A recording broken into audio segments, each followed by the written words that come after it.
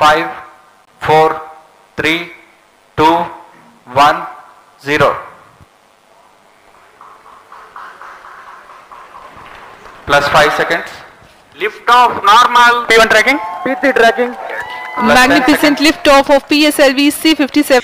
India का solar mission सन mission Aditya L1 आज कामयाबी के साथ लॉन्च कर दिया गया।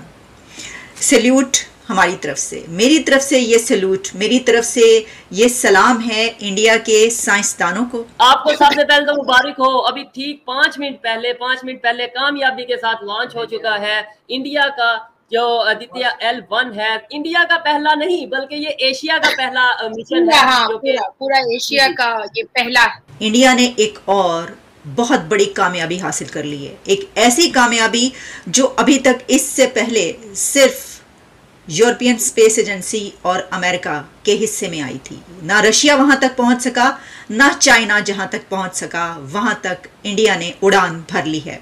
चंदा मामा को तो वो कवर कर चुके, अब सूरज चाचू की तरफ जा रहे भाई साहब। उनका साइंटिस्ट अब्दुल सलाम, उन्होंने उसको प्रेसिडेंट बनाया और पाकिस्तान ने अपने जो साइंटिस्ट था उससे माफी मंगवाई अब्दुल कदीर खान से।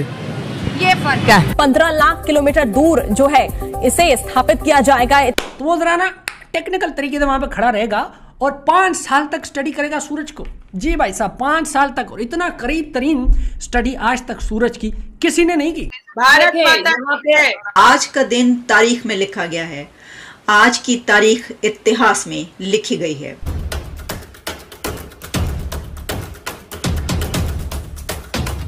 नमस्कार दोस्तों, भारत का बहुचर्चित आदित्य L1 सूर्य मिशन कल लॉन्च कर दिया गया। सतीश धवन स्पेस सेंटर श्रीहरिकोटा से ये लॉन्चिंग की गई करीब 11:50 पे, जो कि PSLV C-57 लॉन्चिंग व्हीकल से की गई है, जिसे इसरो का वर्क हॉर्स भी कहा जाता है। बहुत ही पावरफुल रॉकेट है ये, जिससे आज तक कोई भी लॉन्चिंग फेल नहीं हुई है। और तो और भारत अब दुनिया का तीसरा देश बन गया है जिसने सूर्य पे कोई मिशन भेजा है, और एशिया का पहला देश है। ना चाइना और रसिया इस रेस में अभी तक शामिल हो सका है।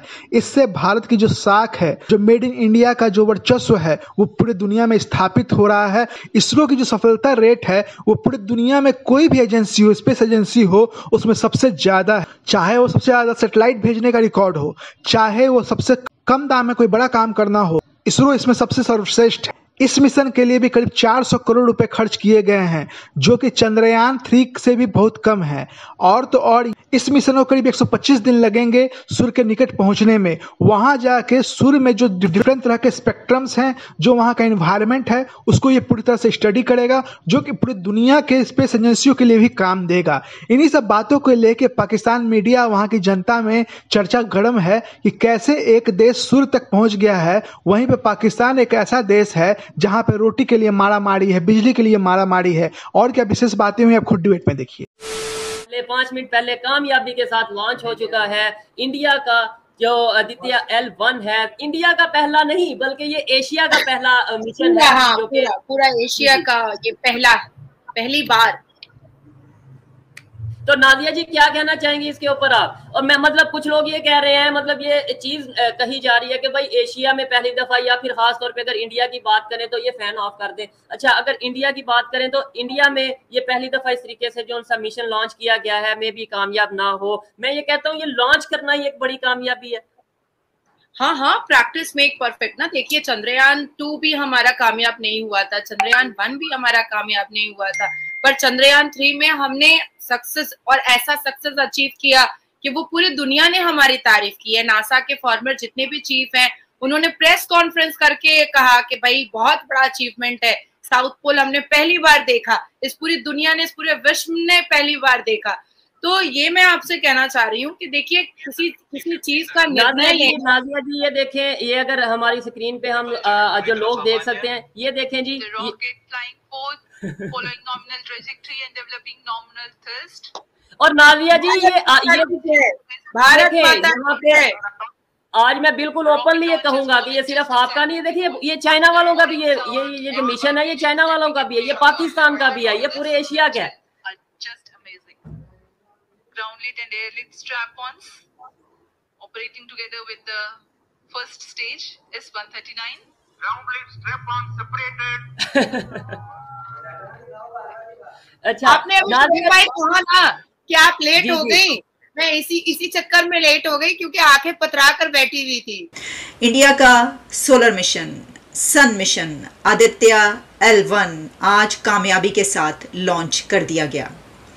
सैल्यूट हमारी तरफ से, मेरी तरफ से ये सैल्यूट, मेरी तरफ से ये सलाम है इंडिया के साइंसदानों को, इसरो के साइंटिस्टों को, इसरो की उन खवातीन साइंसदानों को जो हमें सफ़े अव्वल में बैठी हुई नज़र आती हैं, हरावल दस्ते में नज़र आती हैं, पहली लाइन में खड़ी हुई नज़र आती हैं और काम करती हुई दिखाई देती हैं। हमें इससे पहले ये पता चला था कि जो मून मिशन गया उसमें इंडिया की एक खातून जिसको रॉकेट वुमेन कहा जाता है उसका बहुत बड़ा हाथ है। यकीनी तौर पर इस मिशन में भी इंडिया की खवातीन ने बराबर का हिस्सा डाला है। ये मिशन क्या है इससे पहले भी मैं प्रोग्राम कर चुकी हूँ, लेकिन आज भी आपको बताऊंगी कि अब ये मिशन जो रवाना हो चुका कामयाबी के साथ, इसको कितने दिन लगेंगे, कहाँ पर इसने पहुँचना है और इसके रिजल्ट के तौर पर इंडिया पूरी यूनिवर्स के लिए क्या कुछ कर पाएगा। इस मिशन के रिजल्ट्स जो हैं वो सिर्फ इंडिया के लिए नहीं बल्कि पूरी दुनिया के लिए बहुत फ़ायदेमंद साबित होंगे। आज सुबह श्रीहरिकोटा जहाँ से मून मिशन रवाना हुआ था वहीं से आदित्य L1 रवाना हुआ और इससे पहले सोमनाथ जी जो कि हेड करते हैं इसरो को, उनकी तरफ से एक बड़ी लोगों को, अपनी आवाम को ये बताया गया था कि किस तरीके से ये मिशन लॉन्च किया जाएगा। और उससे पहले वो एक बार फिर जैसे मून मिशन से पहले मंदिर गए, दुआएं मांगी, इस मर्तबा भी उन्होंने ये दुआएं मांगी।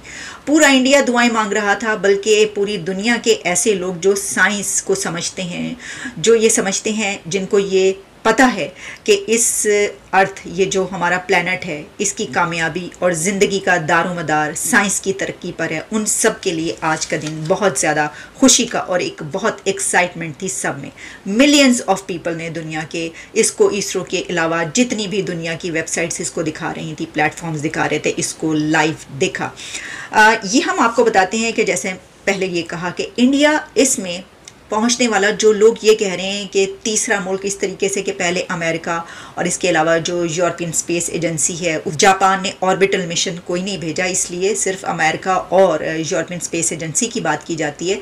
तो देखिए इंडिया जो है वो तो इस खित्ते, अगर हम एशिया से कहें, साउथ एशिया से हम कहें, तो वो तो पहला मुल्क है, तो इसको पहला मुल्क ही समझना चाहिए कि वहाँ पर ये मिशन भेज रहा है, अगर हम अपनी नज़र से देखें। लेकिन जहाँ पर अभी तक रशिया भी नहीं पहुँच सका, चीन भी नहीं पहुँच सका, वहाँ पर ये मिशन इतनी हिम्मत दिखाना और ये कहना कि नहीं हम ये करके दिखाएंगे, तो अगर हम इसको ऐसे कहें कि हमारा हमसाया मुल्क यानी पाकिस्तान के पहलू में जो मौजूद है या इंडिया के पहलू में पाकिस्तान जो मौजूद है, दोनों कंट्रीज़ बहुत ज़्यादा फासले पर हैं, क्योंकि ये जो बॉर्डर से बॉर्डर मिला हुआ है इसका कोई फ़ायदा नहीं हो रहा। इसका कोई फ़ायदा इसलिए नहीं हो रहा, देखिए फासला तो मतलब 0 और 100 का है अगर देखा जाए इस तरीके से। कहाँ पाकिस्तान 1 पर खड़ा है अभी साइंस और टेक्नोलॉजी के हवाले से, बल्कि अब तो इकोनॉमी पर भी 0.29 जहाँ पर ग्रोथ रेट वो है, इकोनॉमी की उनकी देखिए कहाँ पर जा रही है 7% से ऊपर। और फिर स्पेस और टेक्नोलॉजी में तो अब फासला ऐसा गैप है ये कि जिसको आप पूर्ण कर ही नहीं पाएंगे जब तक आप इंडिया की मदद नहीं लेते, जब तक आप उनकी साइंस और टेक्नोलॉजी से अपना इल्म हासिल नहीं करते, अपने नौजवानों को उनके साथ इंटरेक्ट नहीं करवाते, जब तक आप दोस्ती का हाथ नहीं बढ़ाते। दोस्तों आपको अगर वीडियो अच्छा लगा तो इसे कर दीजिए लाइक। अगर आप मेरे चैनल पर नए हैं तो इसे सब्सक्राइब करके ही जाइएगा। जय हिंद, जय भारत।